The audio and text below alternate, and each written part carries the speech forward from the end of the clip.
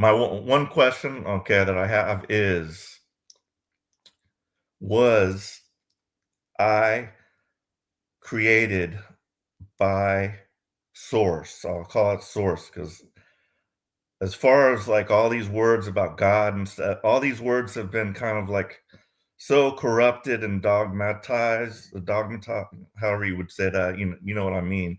They've just been, they have just so many backstories to them and just ideas attached to it that it just doesn't make any sense to me. But like, I just believe there's one God. And so we're saying we're all one. So I'm a fractal of God. I mean, I think, like we are God. So was I created by God, or have I always been and always will be from the get-go? Yeah, so that's a tough question to answer. And I always give the disclaimer of a God defined as a God can find. So it's hard to say what God is doing. It's above my pay grade. It's beyond my comprehension what God is doing. So I would say with my best intuition that, yeah, we are all a spark of God and God is the sun. God is the beach and we are a grain of sand on the beach, We are a drop of water in the divine ocean, the infinite ocean of the universe. So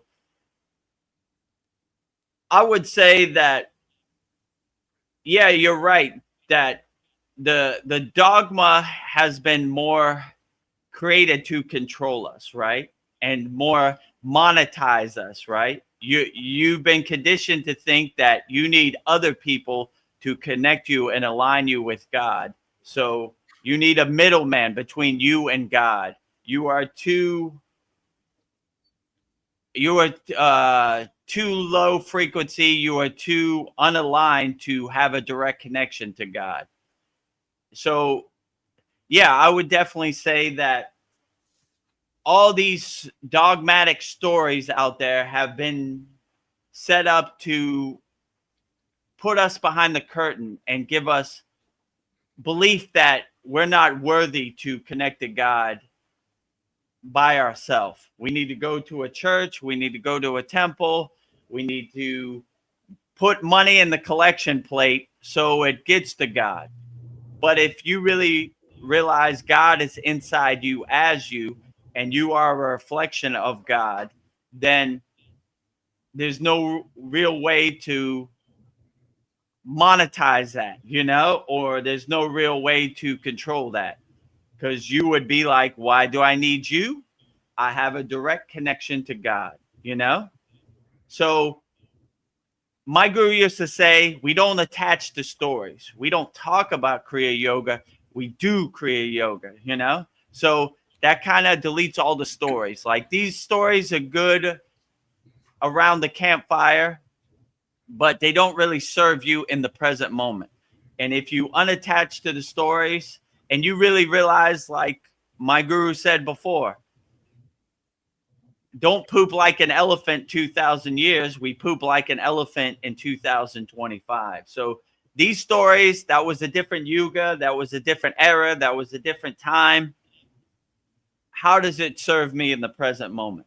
And if you really have that affirmation, how does any of these stories serve me in the present moment? Then you really see they don't. They're cool stories around the campfire, but they do not really serve you in the present moment. Are you feeling spiritually lost? Like you've tried everything, YouTube videos, online courses, even meditation apps, but still something is missing? Wondering, is this all there is? The world is loud and chaotic, and your soul is overwhelmed, craving inner peace, but you can't find your way back to yourself. This is exactly why I created the Kriya Yoga Masterclass and my proven soul coaching system to help people just like you. This isn't a video you watch and forget. It's a daily spiritual lifeline that brings you back to your soul. So if you're done feeling lost and you're ready to start transforming, then come join us. This is more than a course. This is your lifeline. go to kriyayogamasterclass.com. I live my life personally when I do my daily puja or worship, whatever you want to call it. I see the reflection of God inside me as me. So I'm not doing puja or worship in a duality perspective. I'm doing it in a oneness perspective. I give the light to Lord Shiva, and I merge with that light. Lord Shiva is me, and I am Lord Shiva, or whichever deity you pray to. So I don't see the distance between me and God. I see the reflection of me inside God. So I would definitely say that you're right. When I pray to God, I pray to the God inside me, as a oneness perspective, as a wholeness perspective, not as a dualist perspective. Like, I'm not worthy to connect with God. I feel I am worthy to connect to God. And these Kriya Yoga practices we do are to remove all the blockages, remove all the obstacles, remove all the resistance, man. Make sure you become a pillar of light to God, so you can connect directly to God, right? With no middlemen. I don't want anybody else's God story to become my God story. So, if anybody tries to tell me what God is, I don't believe them, because I've tested my connection to God. I've observed my connection to God. I felt my connection to God. I've experienced my connection to God. So I know my connection to God. So anybody trying to tell me how I feel or how I align myself and connect to God, I tend to get away from that person. It seems like a good ghost story. And when you feel the essence or presence of God inside you as you, then everything they say, how could they even know what your connection to God is? These become like comic books or stories. So I cultivate my own personal connection, and I don't want other people's ghost story to become my ghost story. But I would agree with you. I see the reflection of God inside me as me. It's not like a dualist perspective. God is up there on a cloud and I'm down here. I say God is here and I am here. So I become a radio antenna transmuting the God symbol, you know, becoming a nuclear power plant, radiating the God signal, as much as I can. But it's a work in progress. I'm not going to say I have all the answers, because I feel no one really has all the answers. So I would just say I'm a house under construction, always under construction. I stay light on my feet. I pivot, change course. I try to have an open-minded perspective. Like, I don't try to be rigid. I just collect what resonates with me and serves me in the present moment and put it in my pocket. But tomorrow's a new day. I could change my mind tomorrow. Yeah. Who knows. So I try not to stay rigid and stiff, light on my toes, and keep an open perspective. And I take inspiration from all spiritual traditions. Sometimes I hear something in the Bible. I said, yeah, that sounds about right. I like that. Yea, though I walk through the valley of death, I shall fear no evil. The kingdom of heaven is inside you as you. That sounds about right. Some of the stuff I say, not really. It doesn't feel right to me. So pick and choose what works best for you and uplifts you. And I would say that's the best path. But I even my own spiritual tradition, there's some things I was like, I don't know if Babaji said that. Maybe not. But so. Yeah. I happen to resonate with Kriya Yoga, but that's not the end all be all. It doesn't mean everybody fits in that box or one size fits all. Find the spiritual tradition that really uplifts you and resonates with you. And I would say that would be my best advice on the path. But there are many roads to the mountaintop. Which one you take is best for you. Yeah. I can't say what's best for anybody else. I just do what's best for me in the present moment, and stay light on my feet and adjust. Okay. That will bring me to the next question. So I gave the example using Christianity because that's the religion I'm kind of most familiar with and I've heard the most about. And it makes sense to me that this God that they've presented in the Bible is the demiurge because of what I believe is going on in the Catholic Church. I believe at the highest level they know this, but the good people down below that think, that have been duped into thinking, this is God, um, or just deluded. But so my question is this: um, the way Christianity was corrupted, so all these religions have been corrupted. So one is yoga. Is this yoga that you're teaching us? It's your own kind of flavor. Is this a religion? And what is the need? How might it seems like it's tied to the Hindu religion. So I don't know enough about any of the other religions to know like how they've been corrupted or what, in what ways, but I don't really. And in the past, I've just told myself like all these gods, so or we'll just call them deities. God, as I said, I don't want to really use that term. These deities, um, um, like what is the reason? Are we worshiping these deities? Are we like asking Lakshmi for her favor so that we can get abundance? Like I've taught myself that that's just an aspect of God, and I'm mainly just giving thanks to the abundance that I already have, and it's an aspect of God.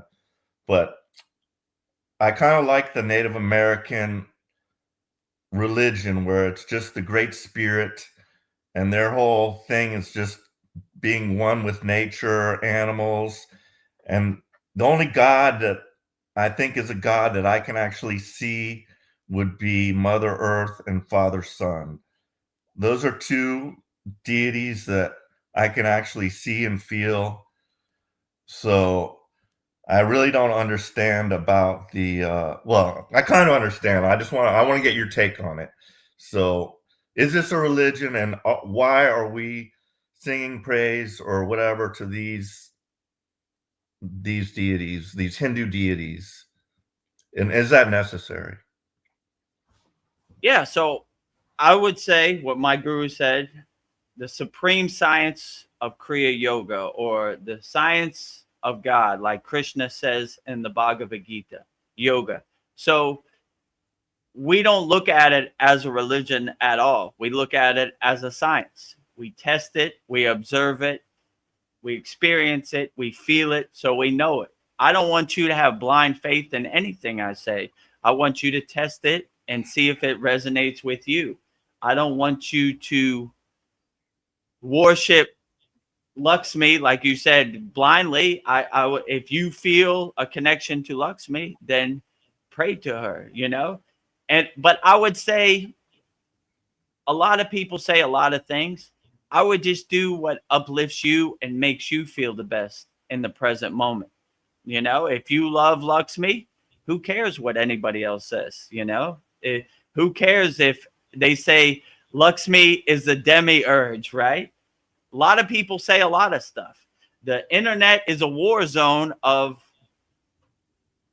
junk that doesn't resonate with me. I will say that's one of the main reasons I started the Kriya Yoga School, because I was like, oh my God, there's so many people talking about yoga and talking about the chakras and the pineal gland and all, like, so I would just say that if, regardless of what anybody says about anything, if you resonate with a certain deity, it doesn't matter, because it's only, my guru used to say, it's only between you and God. So like, if if you love Babaji, who cares what anybody else says? It makes you feel good. It uplifts you.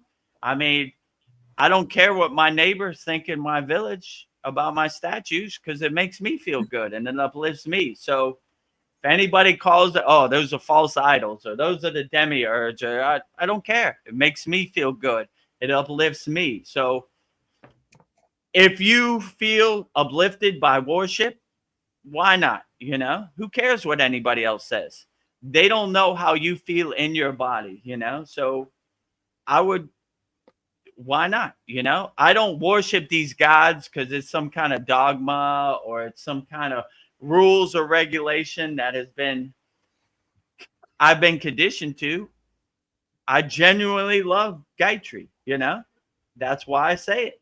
I'm not saying it, you know, to get more money in the bank of heaven or the astral plane. I'm doing it because it generally makes me feel good.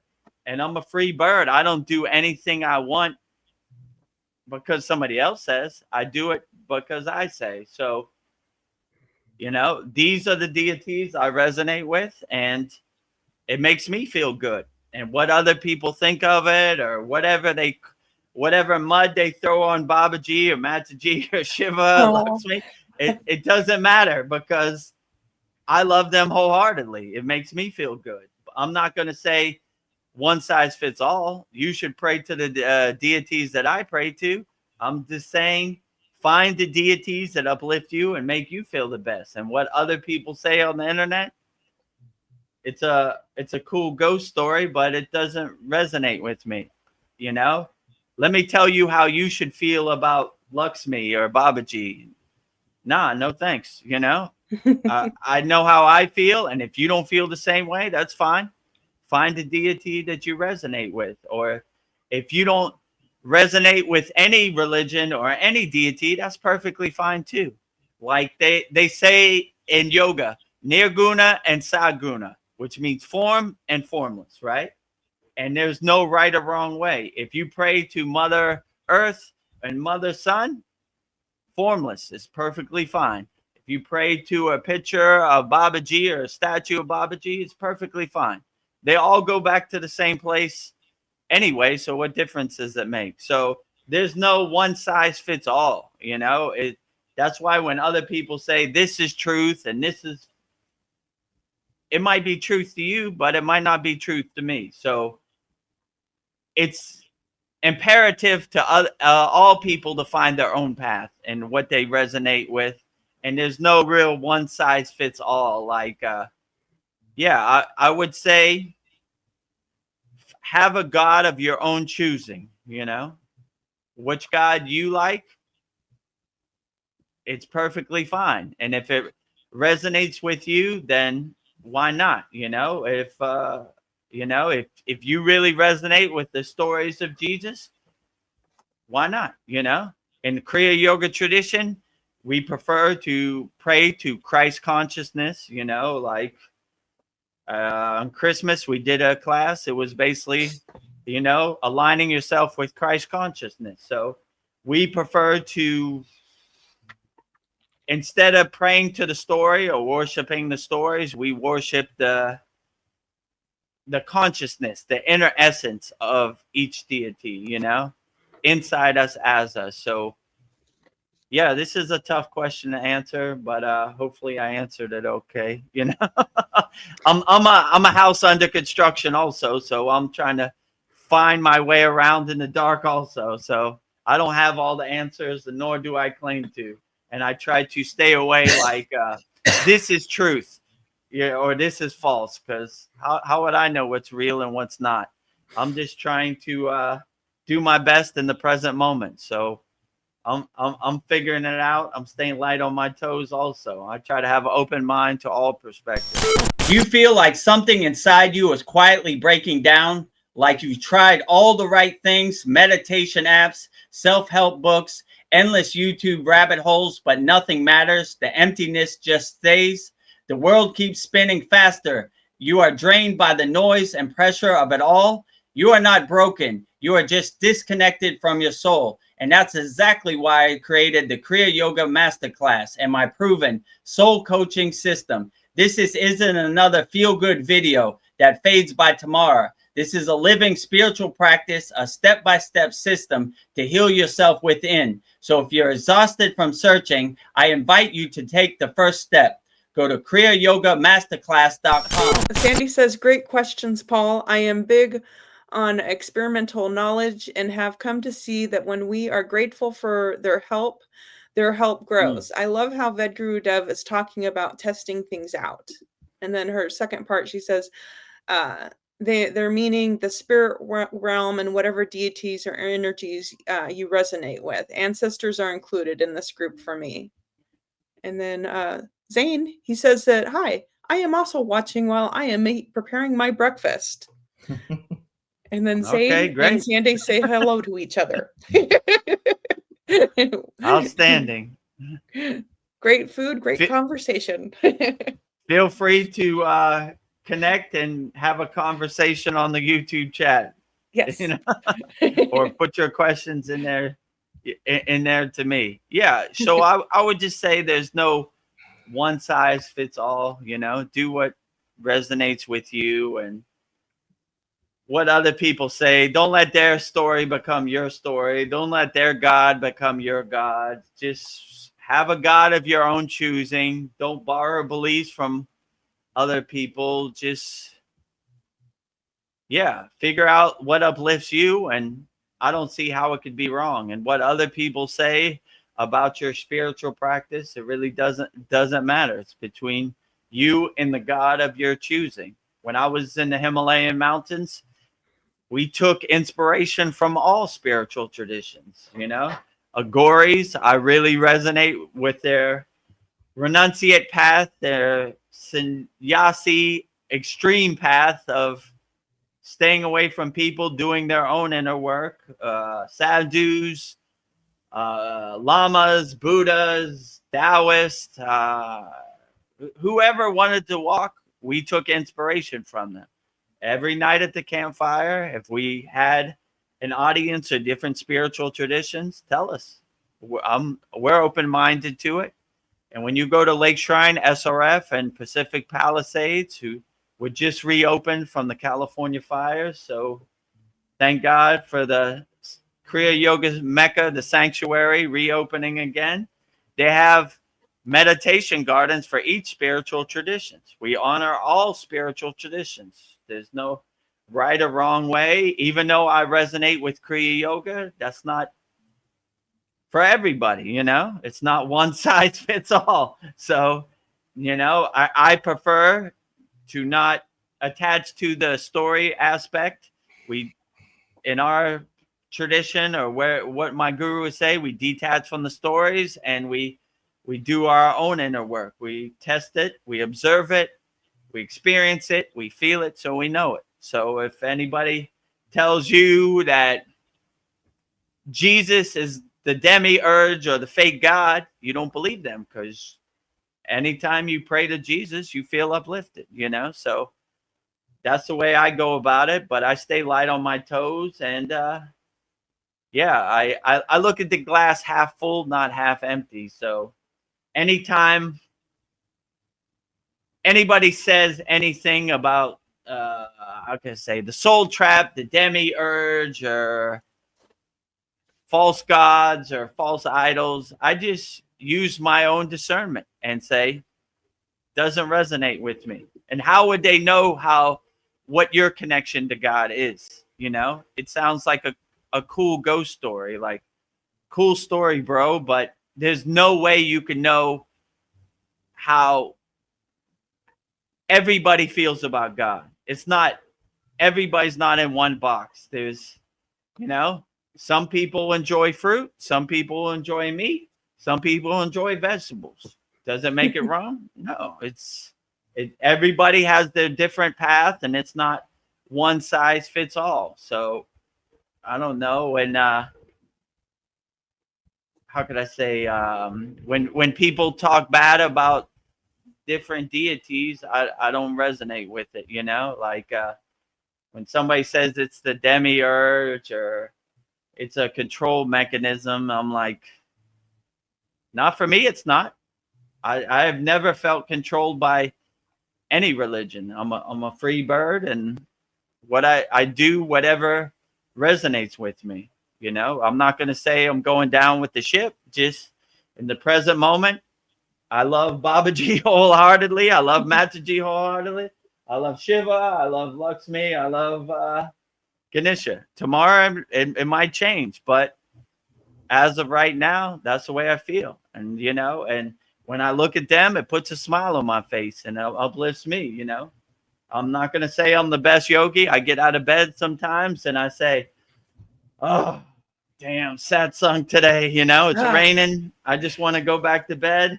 But then I look at Babaji's face and I say, whoo, all right, let's get to it. It's like a breath of fresh air. It's a morning coffee for me in my spiritual practice. So, yeah, I would just say, have a God of your own choosing, and that's perfectly fine. Don't let other people's God become your God, or don't borrow any beliefs. And this took me a long time to come to this realization, and like Paul said, I was born into a Christian tradition. My mother's a Christian, my father was a Catholic, so I was bombarded and conditioned straight from birth to believe all the dogmatic approach. And when I went to Catholic school and questioned their version of God, I got a nice, cool ruler over my knuckles from the nun. Nice, cool. We've done all the thinking for you, right? So you don't have to, right? Vedguru Dev, I have a question. Mother Superior. Yes, Vedguru Dev. If you're born with original sin, what's the reason of being born? Shouldn't God make you born good instead of be born bad and spend your whole life proving to God that you're good? Hold out your hand. Wampo! And my father, he's read the Bible like, I don't know, hundreds of times. So he knew all the flaws in the Bible. So his cool joke every breakfast was, when you go to school today, make sure you tell the nun this. And yeah, my knuckles are probably still swollen to this day. So I was never, from a young age, I was taught to question the system, right? And yeah, so I would question everything, and I wouldn't regurgitate anybody else's story as your story. I would use your own discernment and use your own discrimination to see what is real for you, and what is real, what is truth, and what is false. Who knows? You make your own decision of what is true for you and what isn't true. And if other people don't believe it, it really doesn't matter, because between you and whatever deity you pray to. So I would definitely say, have a God of your own choosing. There's no one size fits all. There's no right or wrong way, and yeah, just that would be my best advice. I didn't know how much emotional pain I was in. I was holding it until Kriya Yoga helped me gently release it. This practice goes deep, even if you feel it subtly at first. If you're healing from stress, grief, or trauma, Kriya Yoga can help you. Book a free call at kriyayogamasterclass.com or start your free journey at freekriyayoga.com. If this video touched your soul, please like, comment below, and subscribe so we can keep healing together. Also, click this video right here.